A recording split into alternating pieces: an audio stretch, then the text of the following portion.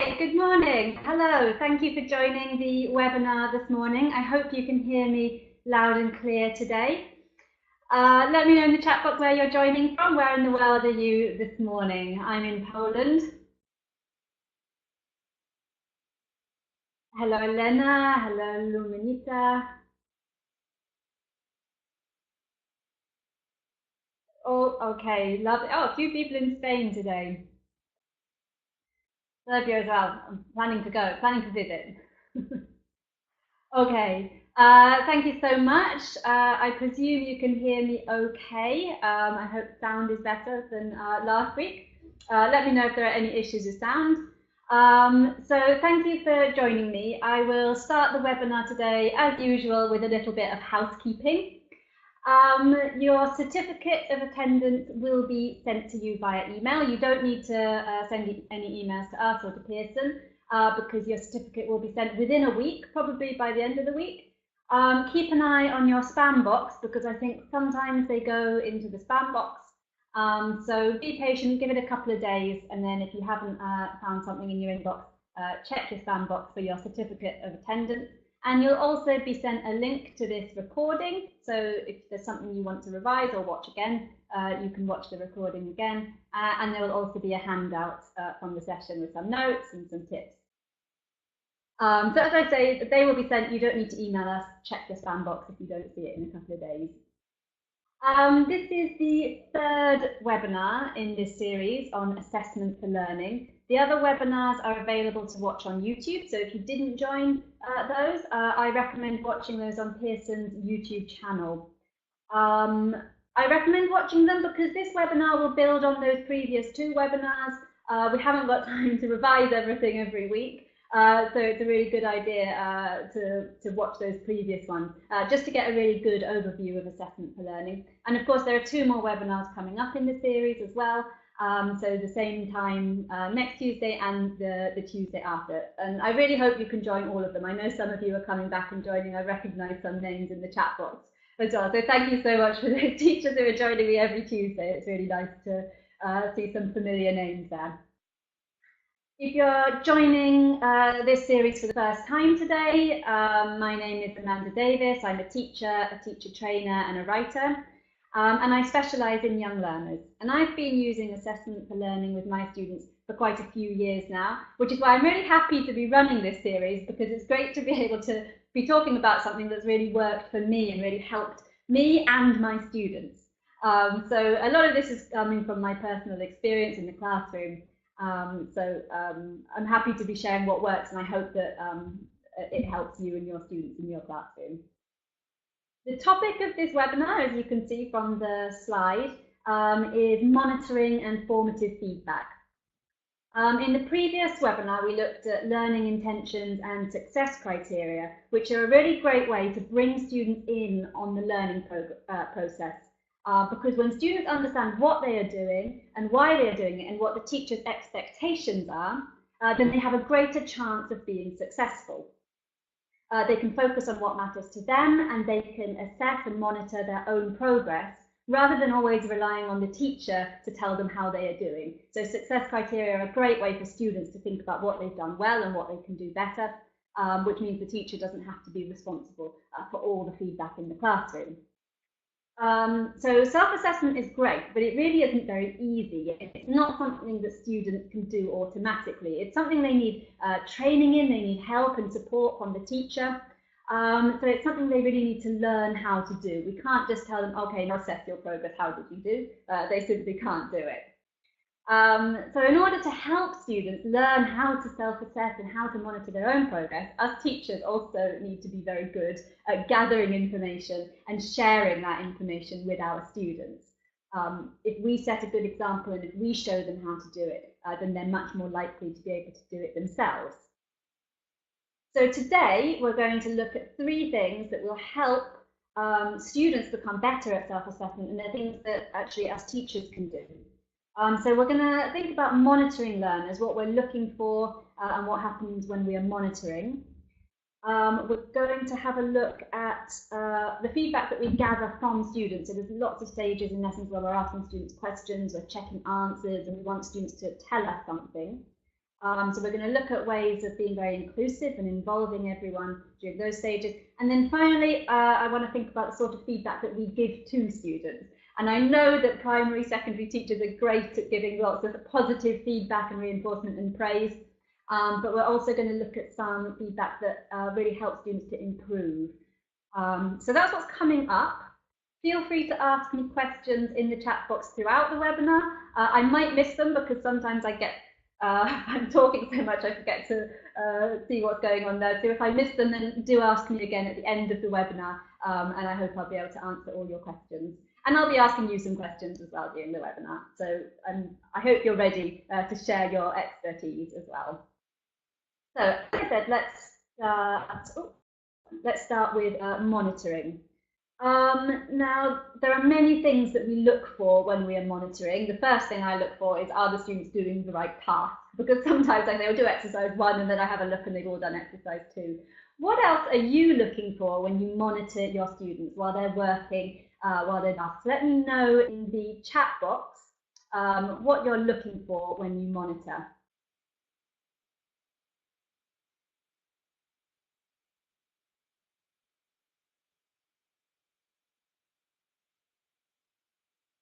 Quite a few people typing there. The focus of the students, yeah. Are they focused? Are they actually working, or are they just, you know, doodling, having a look out the window? You're right, Luminia. How well they're doing in the activity, exactly. So are they struggling? Is it too easy for them? If the answers are correct, yeah, it's really important to check if the answers are correct, because then we know how much help students will need when we're checking the answers. Do we actually need to reteach something? So we're looking for problems, errors, doubts, if they understand the task. Okay, great. Okay, great. So lots of lovely ideas there. Here's my list. It's not conclusive, and I think we've mentioned most of the things here. So as I said, we're checking that they're doing the right task. We want to know if the task is too easy or maybe it's too difficult. And if it's too difficult, when do they need help? Is it something that we can just clarify again while we're going through the answers, or do we need to plan a whole new teaching phase for the lesson? We're sort of analysing if they need more time to complete tasks. As someone mentioned, what we need to focus on when we're checking the answers. Sometimes everyone managed 1, 2, and 3 really easily, no problems, everyone's got the correct answer, but there were issues maybe with 4 and 6. So those are the ones to spend more time on. One thing I'm checking is how they are working. If I've asked them to work alone, are they working alone? If it's pairs or groups, how are those pairings or groupings working out? Is there one person doing all the work? Are they all participating? How do those groupings work? Behaviour, especially with primary and secondary learners. I'm always behaviour, trying to preempt any problems and divert any issues before they happen. As I said, who is working hard? Who perhaps would be trying a little bit harder? I like to think about how my students are feeling. Are they engaged? If they are engaged, then I like to bear that in mind. Maybe it's a task that they particularly liked or appeals to their learning preferences. Are they demotivated? Why might that be? Are they frustrated? Are they enthusiastic? Good morning, Anastasia. Cloudy and windy, similar here actually in Poland. I like to see if my students are helping each other, because in a classroom that uses assessment for learning strategies, then you want to give some responsibility to the students. It's not all about the teacher, it's about the learners and how they're learning, and helping each other and being resilient and independent are really important. And as well, it's really important for assessment for learning is, are they trying to come up with solutions? Do they just give up if they can't do something, or are they looking for solutions when they encounter difficulties? So there are lots of things that we're looking for when we monitor learners, and I think we, as teachers, we're very good at using that information in that moment. So we make adjustments, we motivate, we help, and we make a lot of decisions in the moment. But for me, often after I've moved on, maybe I don't remember all that information. There's a lot to remember, and there's a lot to take into consideration. I tend to remember a lot about the noisy students, the disruptive students, the more problematic students. But there are, there's often 15, 20 students in the group, and it's quite hard to keep track of all of them. So one thing that I use with my students is an observation checklist. Here is one which I've been using recently with my students. You can actually download this from Pearson's website, and I'm going to share the link with you in a moment to download this.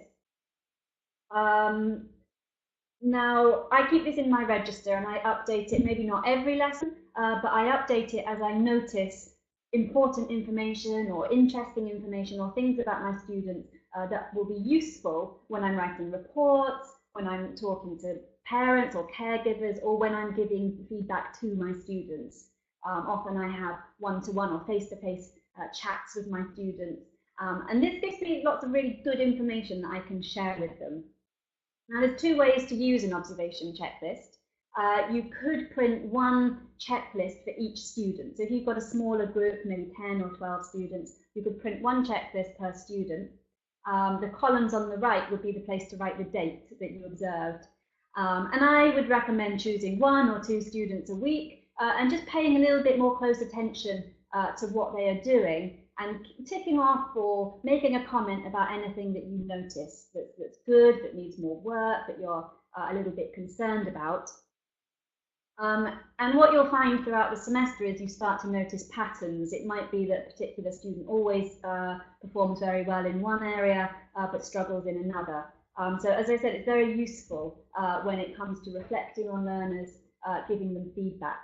The second option, if you've got a bigger class, if you've got lots of classes, if you don't have much time, is to print one checklist per group, and the names go in the columns. And as you go through the semester, as you notice students achieving these behaviours or skills, then they can be ticked off as you go through the semester. And you would expect that by the end of the semester, you would have ticked off all of the criteria. And if not, then that would definitely be something that you need to focus on with that particular student. Now, as I say, you can download this and it comes with teacher's notes. So I'll share the link in a second. So there are some teacher's notes for you there. I would recommend adapting the criteria. So this is something I was using with younger students, with primary students. Obviously, you would want to adapt it for secondary learners, teenagers. So it really can be adapted to focus on the things that your students need help with. It might be behaviour, so you might have a class with tricky classroom management, so you might want to have more behaviour things on there. It might be a group who really don't like speaking, so you might want to expand the speaking criteria to focus on things like pronunciation and accuracy and fluency and confidence when speaking. So it's something that I would recommend adapting. You can take a screenshot there.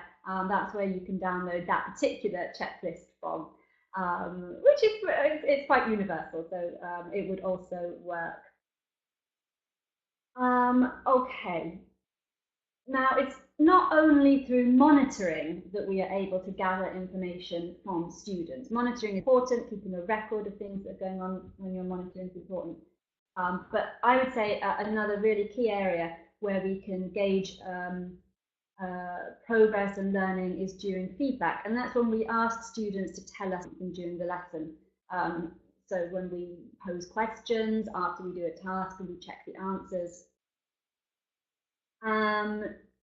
And these stages are most valuable when everybody is involved. And the only way that everybody is going to be involved in a feedback stage is if everybody has been involved when they've been doing the task.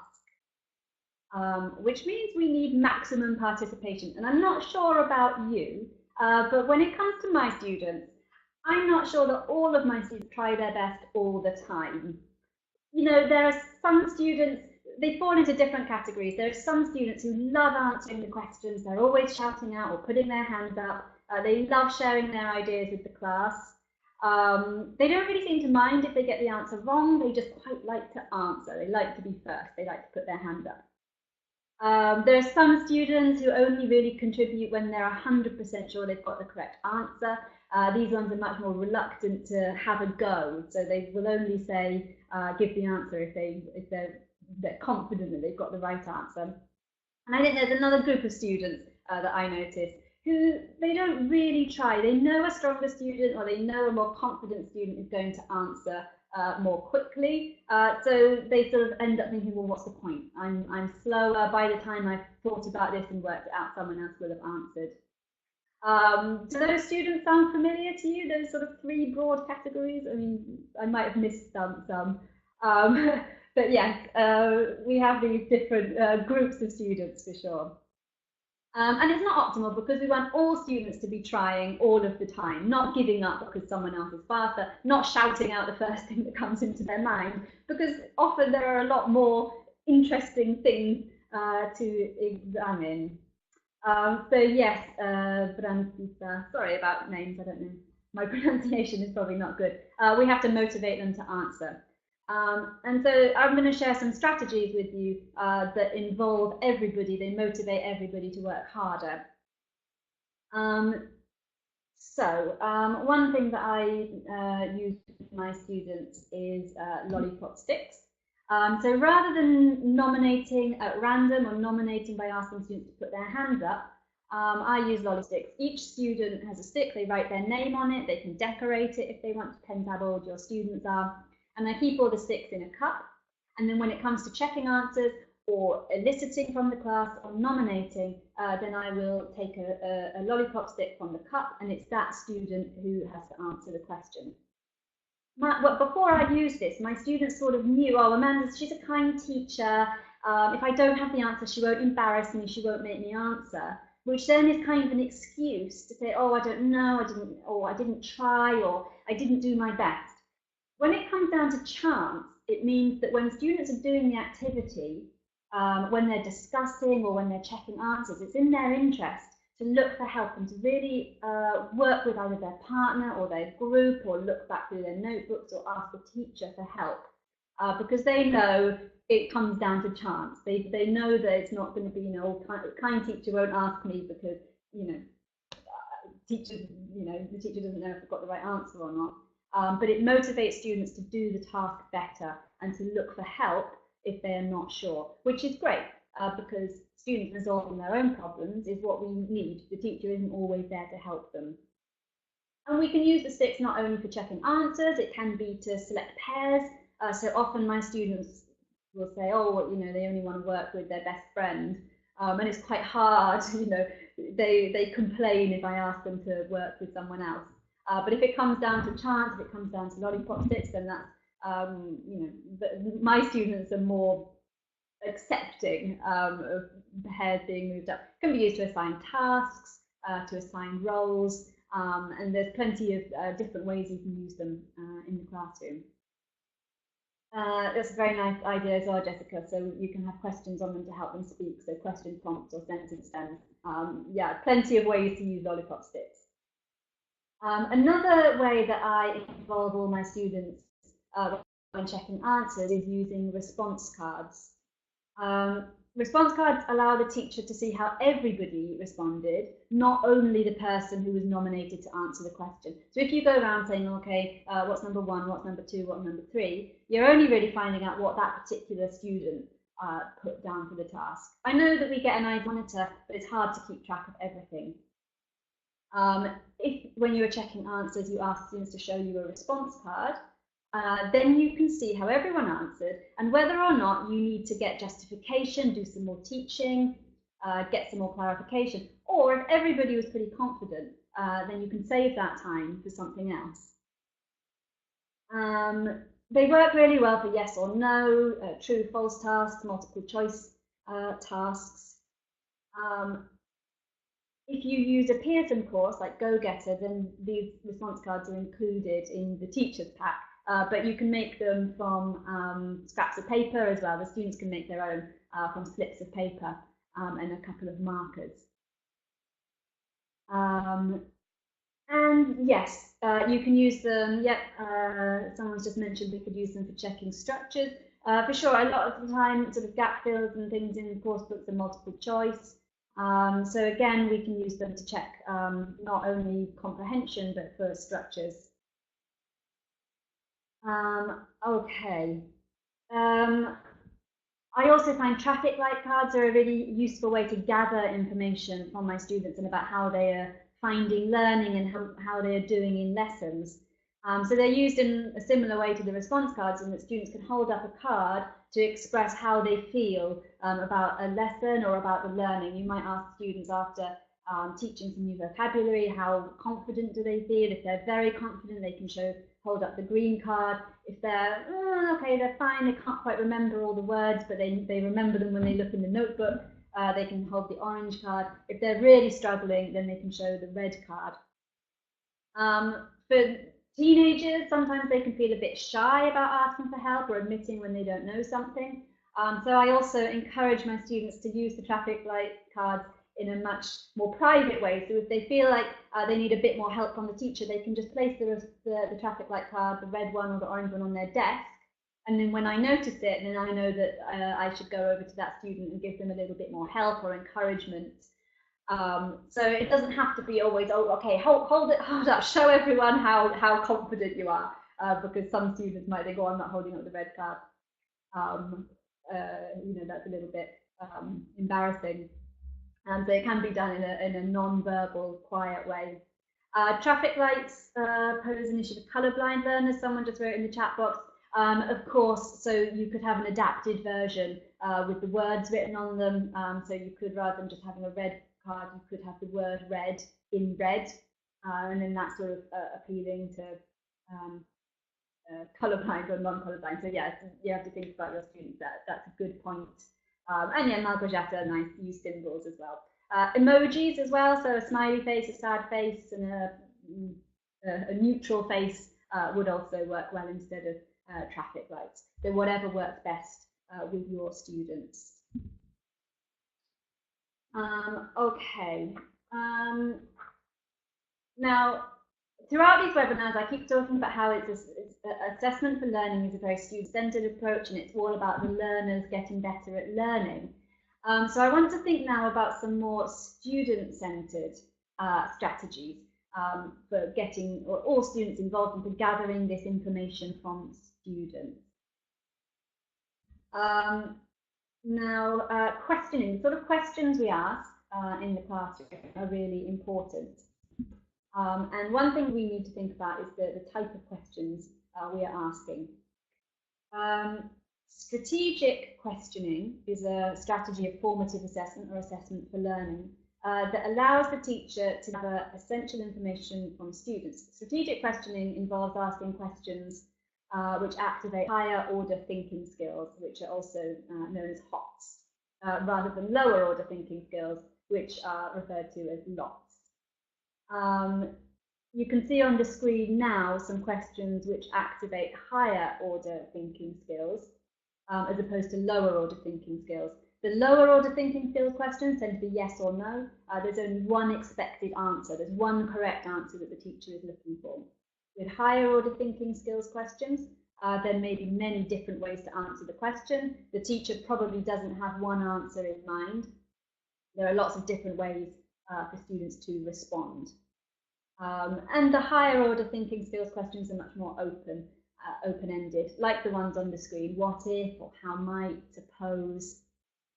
And of course, we need to use HOTS and LOTS in lessons, but there's quite a bit of research that shows that in the second language classroom, so in the language classroom, there are far more incidences of lower order thinking skills than higher order thinking skills. We tend to, all of us, we tend to use more of these questions where there is one expected answer, or we want one particular answer. We tend to favour these. So it's really important to remember to use a good range. Now, last week we looked at learning objectives, and they are a great time to use this strategic questioning, to use these higher order thinking skills. So here is a learning objective which I used recently with some of my students. I shared it at the start of the lesson, and then I go back to my learning objectives at the end of the lesson. And typically at the start of the lesson, I get students to discuss the learning. I get them to think about what they already know, what they want to find out, and what they hope to learn. Now, on its own, this learning objective doesn't really give me much information. because the students can simply say, oh yes, I can do that, or no, I can't do that. And that doesn't give me any information. What can they do? What aspects of this lesson are going to be easy for them? If they say they can't do it, well, what can't they do? Is it because they don't know how to write a paragraph? Is it because they don't know what camouflage is? So these sorts of can-do statements or learning objectives work best when we combine them with these strategic questions. So, for example, along with sharing the learning objective, I would ask students to discuss questions such as these. Which animals use camouflage? How do animals camouflage themselves? Why do they use it? Are there advantages or disadvantages? Is it more useful to hunters or prey, and why? As the students discuss, that's when the teacher can be listening and assessing what do the students need from me in this lesson? What do I need to spend the most time on? What do they already feel confident with? What knowledge do they already know? It's great for peer teaching, independent learning, and provides really useful information for the teacher. And of course, you might say, oh, this doesn't really have much to do with learning a language, but actually I'm not so sure. I think a topic-based approach works very well with young learners, and that doesn't exclude language. So as students are discussing these questions, you will be noticing plenty of errors, slips. What language are they attempting to use but they're not confident with yet? So you will be assessing not only what they know about the topic, but also whether they have the language to deal with that topic. Will they be? Do they have vocabulary? Do they have the structures that are necessary? And we should try and use as many of these higher order thinking skills throughout lessons as we can. Another way to monitor how students are finding learning is to use exit tickets. Here is an example of an exit ticket or an exit card. They provide really useful information for the teacher, but they're also great in that they get the students to reflect. I use exit cards, maybe not in every lesson, but maybe after a series of lessons on one topic. So I give them to this couple of moments of the lesson. Sometimes I print out something nice like this. Sometimes it's a sticky note or a scrap of paper. You don't have to spend hours preparing these. And the students fill it in and they hand it to me on the way out. So this one is quite nice. Takes a bit longer for them to fill this in, maybe slightly older students. But they write down things they learned, things they found interesting, a question they still have. Another alternative, it's really up to you how you use them. But here is another one, getting the students to say what they think they learned, because sometimes I find that what the students think they learned and what I thought they learned are quite different. And also sometimes it surprises me because the students have actually, I don't give them enough credit and they've come up with reasons why something is important. You can also just pose a question. So it might be, oh, I'm not sure if they learned this particularly well, so you might just want to give them a question. You can write it on the board, they can copy it, and then they write the answer. So this is a really nice way to gather information from students at the end of the lesson. Again, none of these techniques are things that you have to be doing in every single lesson, particularly if you're teaching 60-minute lessons, but they are things that you want to do regularly. If you've got 25 students, you don't want to be reading 25 exit cards every lesson because it's impossible. I realise that. You can get them to do it, at the end of each week. It could be even done collaboratively. So if you've got a big class, then groups can work on the exit cards together. You can use this for older students. You could use it for adults. Why not? Particularly, the focus of these webinars is primary and secondary. So I've used these with secondary students up to the age of 17, 18. And yeah, it's really useful. Gives you really useful information. Good luck trying them, Sally. I hope it works. See how it goes. Sometimes, the first time we do something with young learners, it always doesn't go down well because it's something new and they're not sure about it. But it's always a good idea to try again. And yes, it's very interesting to see what your students feel about the lessons, and it's quite nice because often I learn that my students learned a lot more than I thought they did, especially with teenagers who can sometimes be quite serious and straight-faced and they look like they're not having the best of times. Actually, sometimes it's very useful to give them an opportunity to quietly reflect and let you know what's going on. So good luck trying the exit cards. Okay, so let's now think about the feedback that we give to students. We give feedback all the time, not only when we're writing reports or giving comments on written work. We give feedback all the time when we praise students, when we say things like, well done, good job, can you try harder, have a go. And teacher feedback is really, really important, which is why it's important to learn how to do it really well. Feedback is important. I want to share a quote with you. So this is from John Hattie, and he says, the most powerful single moderator that enhances achievement is feedback. The most simple prescription for improving education must be dollops of feedback. So he says that to improve learning, to improve progress, then feedback is the most important thing. But he says this does not mean tests and providing over-prescriptive directions. It means providing information about how and why the student understands and misunderstands and what directions the students must take to improve. So he's saying that we need to give plenty of feedback, and that feedback needs to help the students understand what they didn't do well and what direction, what they need to do it better. Formative feedback then aims to do this. It aims to give this information to students that is going to help them to improve. And there are some criteria, I think, that we can call them, that make up formative feedback. So can you help me with the missing words? So formative feedback should be based on agreed, what's the SC? It's a good try. That's not what I'm looking for. Think back to my previous webinar. Thank you, Hayley got there first. So it's based on agreed success criteria. Now, if you didn't watch the previous webinar, which is about success criteria, then have a look at it. But essentially, success criteria means giving students a list of things, or discussing with students a list of things that you're looking for them to really focus on. So it might be that they're going to do some speaking, and you really want them to focus on the fact that they're using present perfect verbs correctly.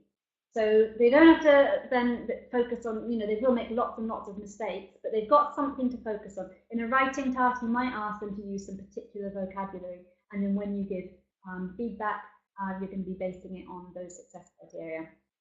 I think some of you have already got ahead of me. So this formative feedback needs to indicate what students have done well and what could have been done better. So yeah, well done. Lots of people got that. We need to give suggestions for improvement. Yeah, ideas for improvement. Ideas for improvement for sure. And gives students time to reflect. And there's another word I was looking for. So after they have reflected, there's something else that they need to do that begins with R. Yeah, okay, react or respond. So it's no good if we just say, okay, this is what you did well, this is what you could have done better, now put it in your folder and let's move on. So the students need to be able to respond in some way. And that doesn't have to be a big response, it doesn't have to be redoing the whole task, but there should be something, something small that they can do to improve. And I'm going to show you some examples in a moment. Okay, so with that in mind, I'm going to share some comments with you, and these could be spoken comments given to students after a speaking or a reading or a grammar task, or they might be comments that are written on a text that the students have written. Let me know in the chat box for each one if you think that it is helpful, is it formative, does it meet those criteria, or does it go some way to meet those criteria, or is it unhelpful feedback? So here's the first one. Is useful formative feedback, yes or no?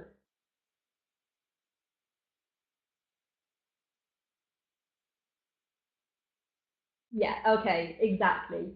So it's very nice. We want to praise our students and we want to, highlight things that they do well. But this doesn't really give the student much information. What about this one? Is that better?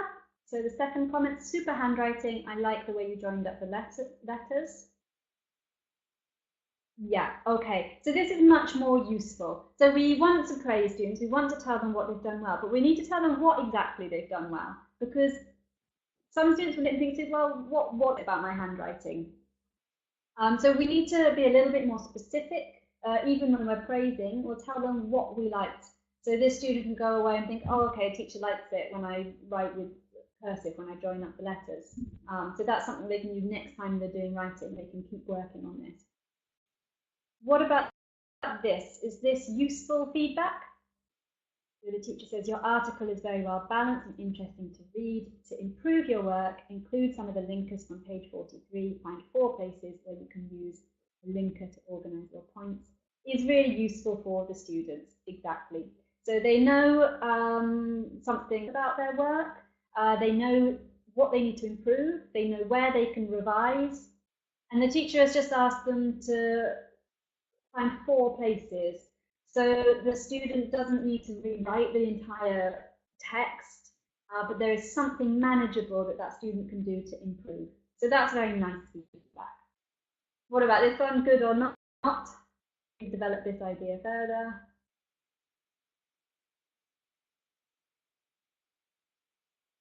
Yeah, well done. You got there first, Hayley. So yeah, it's not very helpful. How should they develop it? The student is not really going to know what to do. And Jessie, I've had that sort of feedback as well. It just leaves you thinking, well, what's wrong with what I wrote? What do I need to do more? It doesn't give them any information about how you do it. Well, what about this? I'm interested in the ways you help the environment. Can you tell me what you do? And some examples: recycling, turning light, that saving water.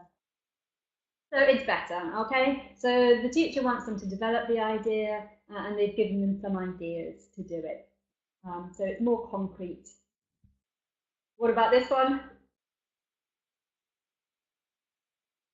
Good or bad? It's discouraging, it's vague, yeah. It doesn't help the student. Maybe the student did try really hard, they just misunderstood the task, so it's not really fair. Okay, I've got a few more for you. What about this one? Helpful or unhelpful? You use a good variety of structures, look carefully at the verb forms you've used and decide if you need to make any changes. Yeah, okay, so this is really helpful for the students. When students produce a piece of writing, there's always plenty of mistakes. They miss out articles, they use the wrong prepositions, they have weird collocations, and we can't realistically ask them to improve everything. But here the teacher, perhaps they've been studying verb forms recently, so the teacher has decided the students, okay, we can improve it by focusing on this one area that's going to be useful. This one does depend on the student a little bit, Saleh, you're right. Some of them might need a bit more direction. So of course we can cater the feedback to what we know about the student. What about this one? Helpful or unhelpful?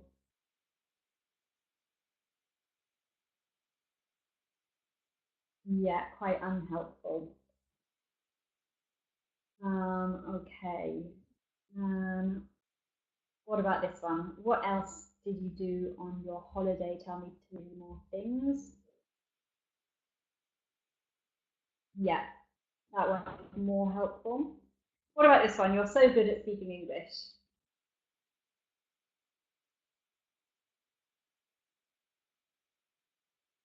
It's just praise, yeah. I mean, it's nice to praise your students. I try to praise my students for the efforts they make rather than being good at something or not. Because, you know, some students are more talented than others.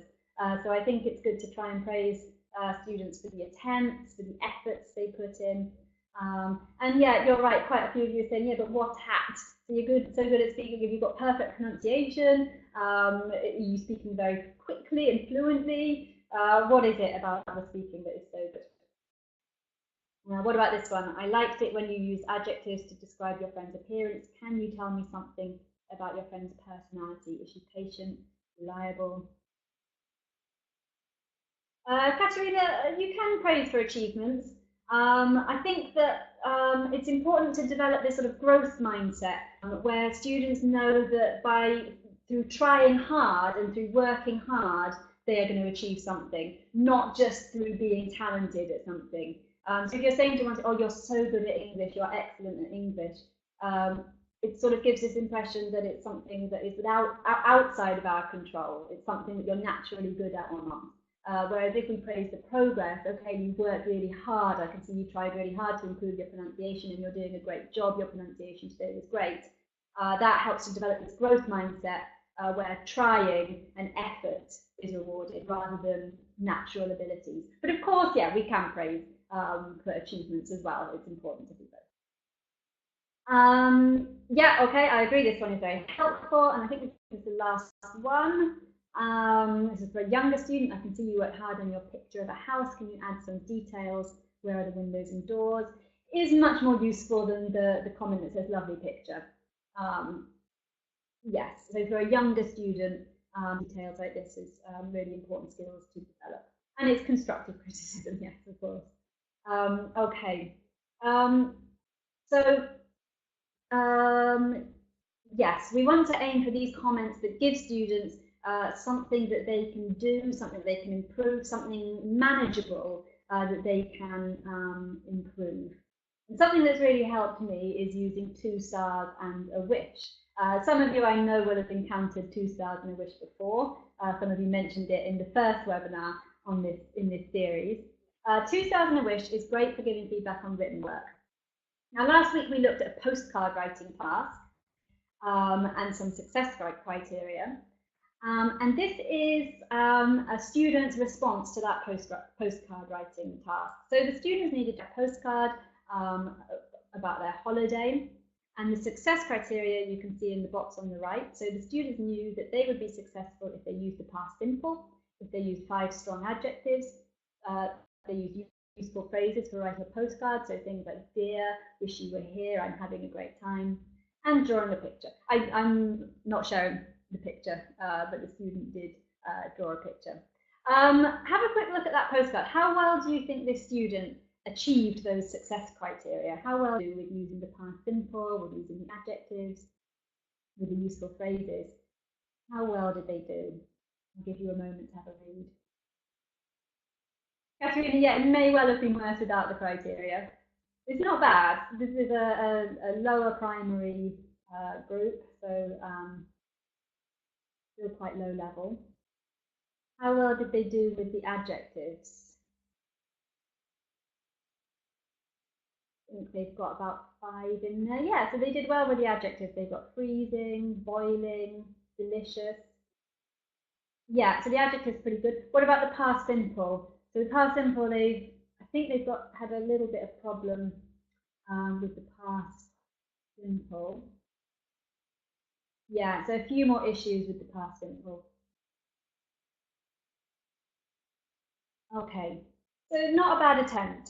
So here is an example of feedback for the students, 2 stars and a wish.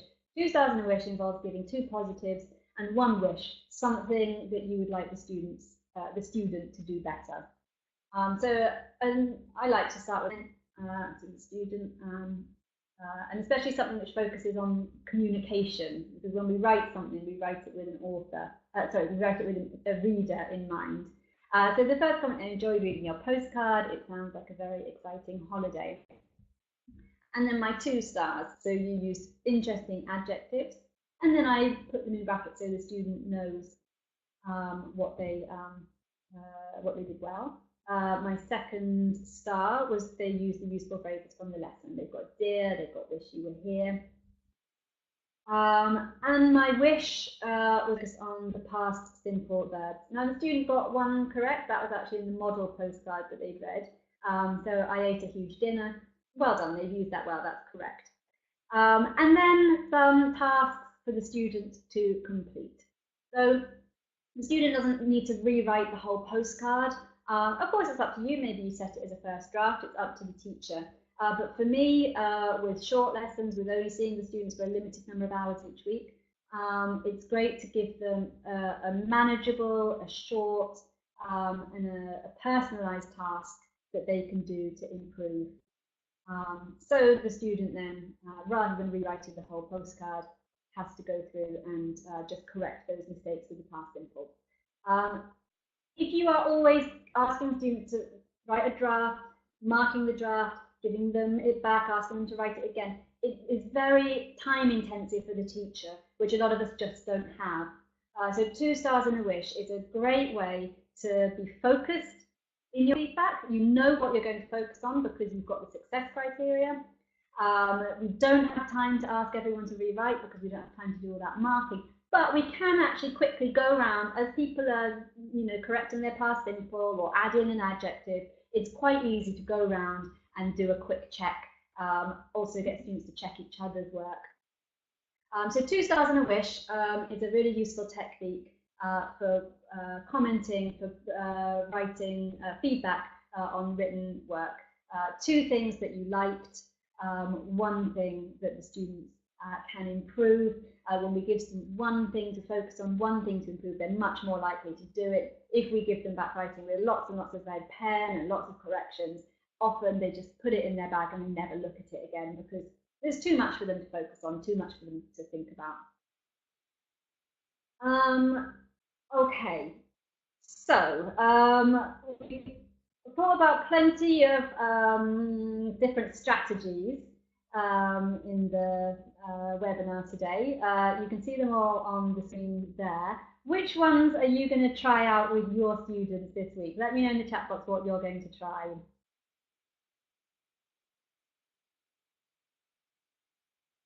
Katerina, yeah, that's a nice way to break it down. Yeah, they can produce a rough draft and then a final version, and hopefully they can edit out some of the mistakes themselves during that stage. Okay, good luck with the formative feedback. I didn't have time to read your name there. Okay, 2 stars and a wish seems to be quite popular. Okay, as I mentioned earlier, you don't need to try everything all at once, and you need to find what works with your students. Some students will respond better to some techniques than others. So it's about finding out what works for you. Assessment for learning isn't there to create loads of extra work for the teacher. It's there to make the teacher's life easier. So don't spend hours thinking, how can I build all of this into my lesson? Just choose 1 thing that you thought, oh, my students would like that, or that's appealing, and try that. Great, Tina, good luck with 2 stars and a wish. I hope the others are useful for you too as well. Do you have any questions for me from today's session? The PowerPoint, I won't be able to share the PowerPoint, but you will get a link to this recording. So you can rewatch it and you'll be able to see the slides then. You will get a handout from this session as well. As I mentioned at the start, I think some of you joined late, don't worry about that, join anytime you're available. But you will be sent via email a certificate of attendance and a link to the recording and a handout. You will be sent that, you don't need to email Pearson.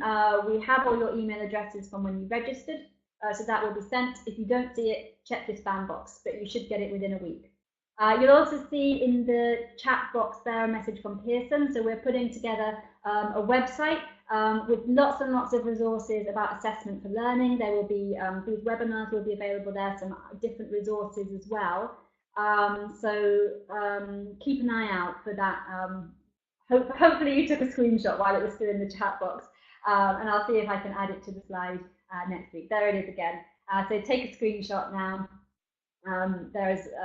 Everything will be collated in that website. And thank you so much for joining me. I hope you have a lovely day teaching. I look forward to seeing you next Tuesday at the same time. Next week, we'll be thinking about peer learning. We do plenty of pair work in the primary and secondary classroom, but are the students really learning from each other? And what can we do to really encourage peer learning? So join me next Tuesday morning. Thank you again for joining.